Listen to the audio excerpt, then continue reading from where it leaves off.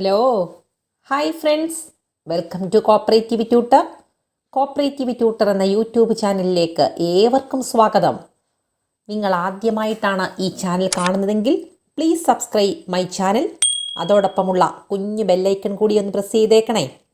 എങ്കിൽ മാത്രമേ ഞാനിടുന്ന ക്ലാസ്സിൻ്റെ നോട്ടിഫിക്കേഷൻ ഉടനെ തന്നെ നിങ്ങൾക്ക് ലഭിക്കുകയുള്ളൂ. അക്കൗണ്ടൻസിയുമായി ബന്ധപ്പെട്ട റിവിഷൻ മാരത്തോണിൽ ഉള്ള ഒരു ക്ലാസ്സാണ് ഇന്നത്തെ ക്ലാസ് ഉൾപ്പെടുത്തിയിരിക്കുന്നത്. നമുക്ക് ക്ലാസ്സിലേക്ക് കടക്കാം.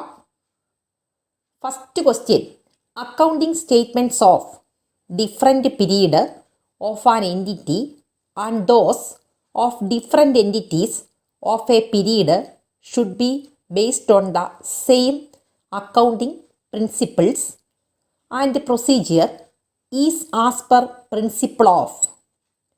ക്വസ്റ്റ്യൻ ഒന്നുകൂടെ പറയാം, ഒരുപാട് നീളമുള്ളൊരു ക്വസ്റ്റ്യൻ ആണെന്ന് പറഞ്ഞ് പേടിക്കൊന്നും വേണ്ട. Accounting statements of different periods of an entity and those of different entities of A period should be based on the same accounting principle and procedure is as per principle of. അതായത് കുറേ കാലത്തെ accounting പീരീഡിലെ accounting പീരീഡിലെ പ്രിൻസിപ്പിൾസും അല്ലെങ്കിൽ പ്രൊസീജിയറും ഒക്കെ same ആയിരിക്കുക എന്ന് പറയുന്നത് ഏത് പ്രിൻസിപ്പിൾസിനെ base ചെയ്തുകൊണ്ടാണ്? Answer: comparability. എന്താണ് കമ്പാരബിലിറ്റി? അതായത് കുറേ നാളത്തെ അക്കൗണ്ടിംഗ് പ്രിൻസിപ്പിൾസും പ്രൊസീജിയറും ഒക്കെ സെയിം ആയെങ്കിൽ മാത്രമേ നമുക്ക് അക്കൗണ്ടിംഗ് കമ്പയർ ചെയ്യാൻ പറ്റത്തുള്ളൂ. അതായത് കഴിഞ്ഞ വർഷത്തെ പി ആൻഡ് എൽ അക്കൗണ്ടും ഈ വർഷത്തെ പി ആൻഡ് എൽ അക്കൗണ്ടും കഴിഞ്ഞ വർഷത്തെ ബാലൻസ് ഷീറ്റും ഈ വർഷത്തെ ബാലൻസ് ഷീറ്റും കമ്പയർ ചെയ്യണമെന്നുണ്ടെങ്കിൽ ഫോളോ ചെയ്യുന്ന അക്കൗണ്ടിംഗ് പ്രിൻസിപ്പിളും പ്രൊസീജിയറും സെയിം ആയിരിക്കണം. അടുത്ത question: changing the system of valuation of closing stock frequently will be the violation of convention of. അതായത് changing the system of valuation of closing stock frequently will be the violation of convention of. അതായത് closing stock value ചെയ്യുക എന്ന് പറഞ്ഞാൽ നമുക്കറിയാം cost price or market price അല്ലെങ്കിൽ net realisable price whichever is lower എന്നുള്ള പ്രിൻസിപ്പിളാണ് follow ചെയ്യുന്നത്. പക്ഷേ ഒരു പ്രാവശ്യത്തെ ക്ലോസിംഗ് സ്റ്റോക്കിൻ്റെ വാല്യുവേഷൻ അടുത്ത പ്രാവശ്യത്തെ ക്ലോസിംഗ് സ്റ്റോക്കിൻ്റെ വാല്യുവേഷനും രണ്ട് തരത്തിൽ നടത്തിയാൽ അത് ഏത് തരത്തിലുള്ള പ്രിൻസിപ്പിളിനെ വയലേറ്റ് ചെയ്യുകയാണെന്നാണ് ക്വസ്റ്റ്യൻ ചോദിച്ചിരിക്കുന്നത്. Answer: consistency. ഏതാണ്? കൺസിസ്റ്റൻസി. കാരണം വെച്ചാൽ ബിസിനസ്സിനകത്ത് ഏറ്റവും ഇമ്പോർട്ടൻ്റ് ആയിട്ട് ഫോളോ ചെയ്യേണ്ട ഒരു പ്രിൻസിപ്പിളാണ് കൺസിസ്റ്റൻസി. ഒരു സ്ഥിരത വേണം. അടുത്ത question: the proprietor of a business is treated as a creditor for capital introduced by him according to. Question ഒന്നുകൂടെ: the proprietor of a business is treated as a creditor for capital introduced by him according to. ഒരു ബിസിനസ്സിൻ്റെ പ്രൊപ്പറേറ്ററെ ക്രെഡിറ്ററായിട്ട് കണക്കാക്കിയാണ്.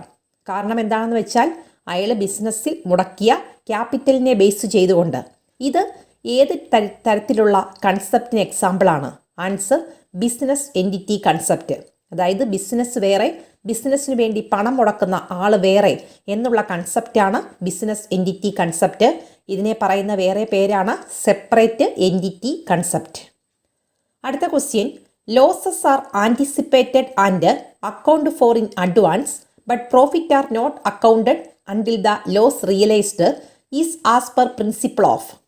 Question ഒന്നുകൂടെ: losses are anticipated and accounted for in advance but profit are not accounted until the loss realised is as per principle of. മുൻകൂട്ടി നമുക്ക് വരാൻ സാധ്യതയുള്ള ലോസുകളെ identify ചെയ്യുകയും loss എത്രയാണെന്ന് കൃത്യമായിട്ട് മനസ്സിലാക്കാതെ പ്രോഫിറ്റ് കണക്കാക്കുകയില്ല എന്ന് പറയുന്ന അക്കൗണ്ടിംഗ് പ്രിൻസിപ്പിൾ ഏതാണ്? Answer: conservatism. കൺസർവേറ്റിസം എന്ന് പറയുന്ന പ്രിൻസിപ്പിളാണ് പ്രിൻസിപ്പിൾ എന്താണ്? Playing be safe. അതായത് ഒരു ബിസിനസ് സ്ഥാപനം സുരക്ഷിതമാക്കാൻ വേണ്ടിയിട്ട് എന്താണ് ഉള്ള മാർഗമാണ് കൺസർവേറ്റിസം പ്രിൻസിപ്പിൾ ഉപയോഗിക്കുന്നത്. അതായത് closing stock market price or cost price whichever is lower എന്നുള്ള രീതിയിൽ വാല്യൂ ചെയ്യുന്നതും അതുപോലെ ബാഡ് ഡെപ്റ്റിന് പ്രൊവിഷൻ ഏർപ്പെടുത്തുന്നതും എല്ലാം ഈ കൺസർവേറ്റിസത്തിൻ്റെ ഭാഗമായിട്ടാണ്. അടുത്ത question: the same accounting principles and policies are followed which were followed for preparing previous year accounts means. അതായത് കഴിഞ്ഞ വർഷം ബാലൻസ് ഷീറ്റ് പ്രിപ്പയർ ചെയ്യാൻ എന്ത് മെത്തേഡാണോ ഉപയോഗിച്ചത് അതേ മെത്തേഡ് തന്നെ ഈ പ്രാവശ്യവും ഫോളോ ചെയ്യുകയാണെങ്കിൽ അതിന് പറയുന്ന പേരെന്താണ്? Answer principle of consistency. അടുത്ത question, all the relevant financial information should be summarised and presented in the accounting statement is as per principle of. എല്ലാ റെലവൻ്റ് ആയിട്ടുള്ള ഫിനാൻഷ്യൽ ഇൻഫർമേഷനും അക്കൗണ്ടിംഗ് സ്റ്റേറ്റ്മെൻറ്റിൽ സമ്മറൈസ് ചെയ്തിരിക്കണം എന്നുള്ള നിബന്ധന അനുസരിച്ചുള്ള പ്രിൻസിപ്പിൾ ഏതാണ്? അതാണ് കൺവെൻഷൻ ഓഫ് ഫുൾ ഡിസ്ക്ലോഷർ എന്ന് പറയും. Convention of full disclosure. അടുത്ത question, contingent liability is shown as a foot note on balance sheet due to. Balance ഷീറ്റിൽ ഫുട് നോട്ടായിട്ട് കണ്ടിജന്റ് ലയബിലിറ്റി കാണിക്കുന്നത് എന്ത് പ്രിൻസിപ്പിൾസിൻ്റെ ഭാഗമായിട്ടാണ്? Answer convention of full disclosure. അതായത് കണ്ടിജന്റ് ലയബിലിറ്റി എന്താണെന്ന് നമുക്കറിയാം. ഭാവിയിൽ ഏതെങ്കിലും സമയത്ത് ലയബിലിറ്റി ആയിട്ട് മാറാൻ സാധ്യതയുള്ള ഒന്നാണ്. അതിനെപ്പോലും ബാലൻസ് ഷീറ്റിൻ്റെ ഫുട് നോട്ടിൽ കാണിക്കുന്നത് എന്തിൻ്റെ ബേസിലാണ് എന്ന് ചോദിച്ചാൽ കൺവെൻഷൻ ഓഫ് ഫുൾ ഡിസ്ക്ലോഷറിൻ്റെ ഭാഗമായിട്ടാണ്. അടുത്ത question, valuation of closing stock at market price or cost price whichever is lower is an example of. വളരെയധികം ഇമ്പോർട്ടൻ്റ് ആയിട്ടുള്ള ക്വസ്റ്റ്യൻ ആയതുകൊണ്ടാണ് ഞാൻ വീണ്ടും അതൊന്നുകൂടെ പറഞ്ഞിരിക്കുന്നത്. Valuation of closing stock at market price or cost price whichever is lower is an example of. Answer conservatism. അടുത്ത question, provision for bad ഡെപ്റ്റ് is made under the principle of. Bad ഡെപ്റ്റിന് provision provide ചെയ്യുക എന്നുള്ള പ്രിൻസിപ്പിളും ഏതിൻ്റെ ബേസിലാണ്? Conservatism. അടുത്ത question നമുക്ക് വളരെ ഇമ്പോർട്ടൻ്റ് ആയിട്ടുള്ള ക്വസ്റ്റ്യൻ ആണ്. Qualitative transaction are not recorded in accounts due to. അതായത് ബിസിനസ് സ്ഥാപനത്തിൽ ക്വാളിറ്റേറ്റീവ് ട്രാൻസാക്ഷൻസ് എൻ്റർ ചെയ്യാറില്ല. എന്തുകൊണ്ടാണ്? Answer money measurement concept. Money measurement concept ആയതുകൊണ്ട് തന്നെ അവിടെ എന്താണ്? ക്വാളിറ്റേറ്റീവായിട്ടുള്ള ഒരു ഇൻഫർമേഷനും പ്രസക്തിയില്ല. അടുത്ത question, bank overdraft is a dash account. Bank overdraft എന്നത് എന്ത് ടൈപ്പിലുള്ള അക്കൗണ്ടാണ്? Answer personal account. അടുത്ത question, preparation of trial balance helps in located. എന്താണ്? ട്രയൽ ബാലൻസിൻ്റെ പ്രിപ്പറേഷൻ എന്ത് ടൈപ്പിലുള്ള എറർ മനസ്സിലാക്കാനാണ് ഉപയോഗിക്കുന്നത്? Answer clerical errors. എന്താണ്? Clerical errors. അടുത്ത question, an entry of ₹450 has been debited to Manju's account as 540. It is an error of. 450 എന്ന് debit ചെയ്യേണ്ടതിന് പകരം മഞ്ജുവിൻ്റെ അക്കൗണ്ടിൽ ഡെബിറ്റ് ചെയ്തത് 540 എന്നാണ്. അന്നേരം അത് ഏത് തരത്തിലുള്ള എററാണ്? Answer error of commission. അടുത്ത question, an entry of ₹3,000 was wrongly posted to wages account instead of machinery account. It is an error of. ഇപ്പോൾ സപ്പോസ് ഒരു മെഷീനറി ഇറക്റ്റ് ചെയ്തപ്പോൾ ഉണ്ടായിരുന്ന ചാർജാണ്, അത് മെഷീനറി അക്കൗണ്ടിൽ ഡെബിറ്റ് ചെയ്യേണ്ടതിന് പകരമായിട്ട് വേജസ് അക്കൗണ്ടിൽ ഡെബിറ്റ് ചെയ്തു. ഇത് ഏത് ടൈപ്പിലുള്ള എററിന് എക്സാമ്പിളാണ് എന്ന് ചോദിച്ചാൽ error of principle.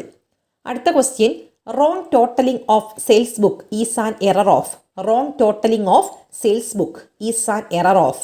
Wrong totalling, wrong posting, wrong carry forward ഇതൊക്കെ വരികയാണെങ്കിൽ ഒരു സംശയവും കൂടാതെ എഴുതാൻ പറ്റണം. എന്തായിരിക്കും? എറർ ഓഫ് കമ്മീഷനാണ്. എന്താണ്?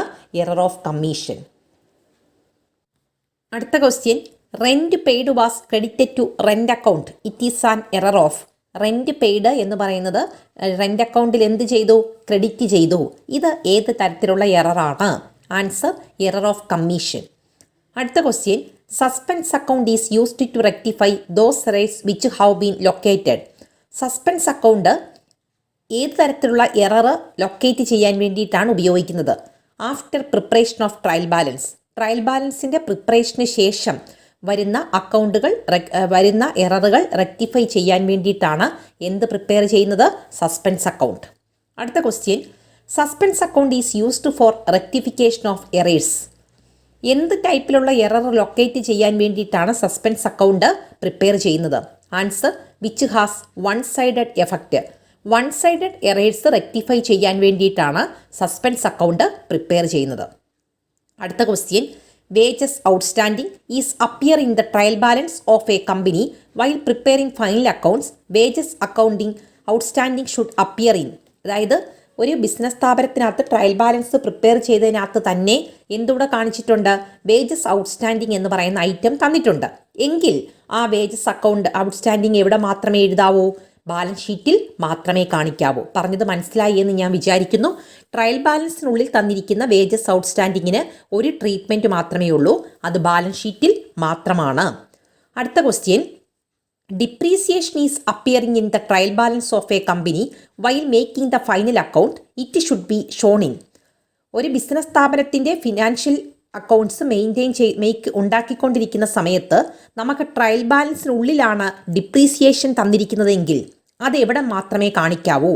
Answer, the profit and loss account. Balance ഷീറ്റിലോട്ട് പോകുമോ? ഇല്ല.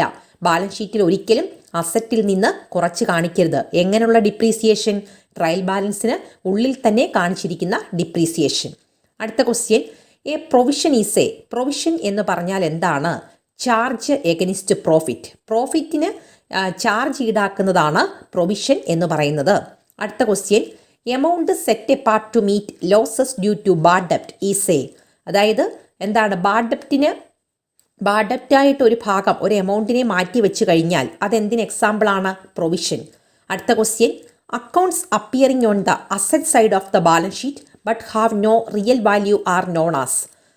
ബാലൻസ് ഷീറ്റിൻ്റെ അസറ്റ് സൈഡിൽ കാണിക്കുന്ന അക്കൗണ്ടാണ്, പക്ഷേ ഇതിന് ശരിക്കും യഥാർത്ഥത്തിൽ വാല്യൂ ഇല്ല എങ്കിൽ അത്തരത്തിലുള്ള അസറ്റിന് പറയുന്ന പേരാണ് ഫിക്റ്റീഷ്യസ് അസറ്റ്. അടുത്ത question, it is A liability occurrence of which depends on the happening or non happening of A future certain event. ഭാവിയിൽ സംഭവിക്കാൻ സാധ്യതയുള്ള കുറച്ച് ഇവൻറ്റിനെ ബേസ് ചെയ്തിരിക്കും ഇത് ലയബിലിറ്റി ആയിട്ട് മാറണോ ലയബിലിറ്റി ആയിട്ട് മാറണ്ടെന്നോ എങ്കിൽ അത്തരത്തിലുള്ള ലയബിലിറ്റിയെ വിളിക്കുന്ന പേരാണ് കണ്ടിജൻറ്റ് ലയബിലിറ്റി. എന്താണ്? Contingent liability. അടുത്ത question, a balance sheet generally shows only. Balance ഷീറ്റിൽ കാണിക്കുന്ന സാധാരണ തരത്തിലുള്ള രണ്ട് അക്കൗണ്ടുകൾ ഏതൊക്കെയാണ്? Answer, personal account and real account only. ഏതൊക്കെയാണ്? പേഴ്സണൽ അക്കൗണ്ടും റിയൽ അക്കൗണ്ടും. അടുത്ത question, dash means transfer of goods from one person to another for sale on commission on behalf of the person who send the goods. ഒരു വ്യക്തിക്ക് വേണ്ടി വേറൊരു വ്യക്തിയെ വസ്തുക്കൾ വിൽക്കാനേൽപ്പിക്കുകയും കമ്മീഷൻ വ്യവസ്ഥയിൽ വിൽക്കാനേൽപ്പിക്കുന്ന പ്രോസസ്സിന് പറയുന്ന പേരെന്താണ്? Answer, consignment. എന്താണ്? കൺസൈൻമെൻറ്റ്. അടുത്ത question, dash is a statement prepared and send by the consignor to the consignee along with the goods dispatched. വിൽക്കാനേൽപ്പിക്കുന്ന ഗുഡ്സിനോടൊപ്പം തന്നെ ആ ഗുഡ്സിൻ്റെ ക്വാണ്ടിറ്റിയെക്കുറിച്ച് അല്ലെങ്കിൽ ഗുഡ്സിൻ്റെ സാധാരണ രീതിയിലുള്ള പ്രൈസിനെ കുറിച്ച് ഒക്കെയുള്ളൊരു സ്റ്റേറ്റ്മെൻറ്റ് കൺസൈനിക്ക് നൽകുകയാണെങ്കിൽ അത്തരത്തിലുള്ള സ്റ്റേറ്റ്മെൻറ്റ് പറയുന്ന പേരാണ് പ്രൊഫോമ ഇൻവോയ്സ്. എന്താണ്? Proforma invoice. മനസ്സിലാക്കി പഠിക്കുക. പ്രൊഫോമ ഇൻവോയ്സ് ആർക്ക് സെൻഡ് ചെയ്യുന്നതാണ്? കൺസൈനിക്ക് സെൻഡ് ചെയ്യുന്നതാണ്. അടുത്ത question, dash is a periodical statement send by the consignee to the consignor showing the amount of gross sales, advance remitted, amount of expenses meet etcetera. അതായത് ഇങ്ങനെ proforma invoice ഒക്കെ കിട്ടിക്കഴിഞ്ഞ് sales നടത്തി കഴിയുമ്പം കൺസൈനർക്ക് തിരിച്ചൊരു statement കൊടുക്കും. എത്രയൊക്കെ അയാളെ കൊണ്ട് വിൽക്കാൻ സാധിച്ചു, അയാൾ അഡ്വാൻസ് ആയിട്ട് സ്വീകരിച്ച എമൗണ്ട് എത്രയാണ്, ഇതിന് പറയുന്ന പേരാണ് അക്കൗണ്ട് സെയിൽസ്. എന്താണ്? Account sales. കൺസൈനിക്കാണെങ്കിൽ അതിന് പറയുന്നത് പ്രൊഫോമ ഇൻവോയ്സ് എന്നും തിരിച്ച് കൺസൈനർക്ക് അയച്ചു കൊടുക്കുന്നതാണ് അക്കൗണ്ട് സെയിൽസ്. അടുത്ത question, the extra commission offered by the consignor to the consignee for guaranteeing the entire amount of sales effected on consignment or for bearing any bad debt by the consignee. അതായത് എന്താണ്?